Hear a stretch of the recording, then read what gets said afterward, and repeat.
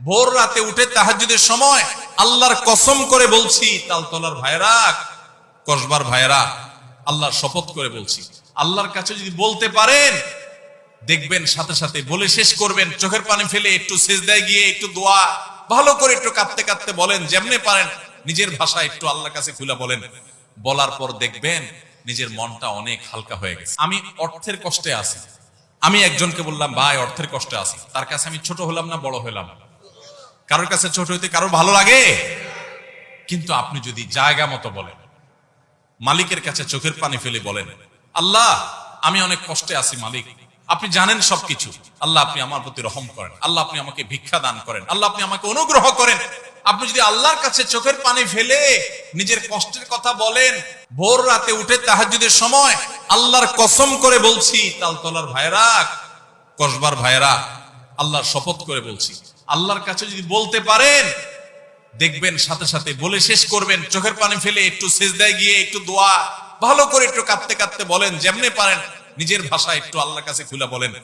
বলার পর দেখবেন নিজের মনটা অনেক হালকা হয়ে গেছে। যাদের জীবনে এই অভিজ্ঞতা নাই, সালহাতু সঙ্গে বুদি দিল খারাস আজমুদে এক জামানা খাকে বাস, বহুকাল পাথর হয়েছিলে, কিছু সময় একটু মাটি হয়ে দেখো ভাই, একটু মাটি হয়ে দেখো, একটু মাটি হয়ে দেখো, আল্লাহর কাছে একটু বিনম্র হয়ে দেখো, আল্লাহর কাছে একটু ছোট হয়ে দেখো, একটু চোখের পানি ফেলো ভাই, একদিন একটু ভোর রাতে উঠো।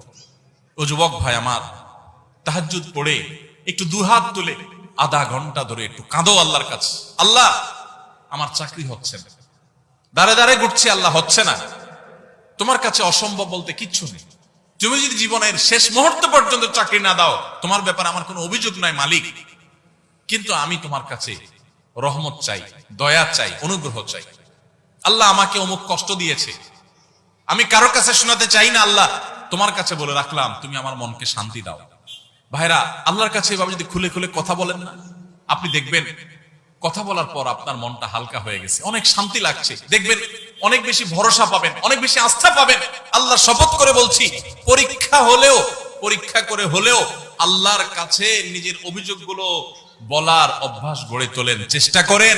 তাহাজ্জুদে পড়ে, তাহাজ্জুদে উঠতে পারেন না, দিনের বেলা রাতের বেলা 2 রাকাত নফল নামাজ পড়ে কোন একটা কোনায় দাঁড়িয়ে বসে দুহাত তুলে আল্লাহর কাছে একটু চোখের পানি ফেলেন, একটু চাইতে থাকেন, মুখে কিচ্ছু বলতে পারেন না, দরকার নাই, শুধু চোখের পানি ফেলেন আর মনের ভাষায় কথা বলেন। আল্লাহ তাআলা আলিমুম বিযাতিস সুদূর, অন্তরে মানুষ কি বলে সেটাও আল্লাহ জানেন। শুধু চোখের পানি ফেলে আল্লাহর কাছে অভিযোগগুলো বলেন, ইনশাআল্লাহ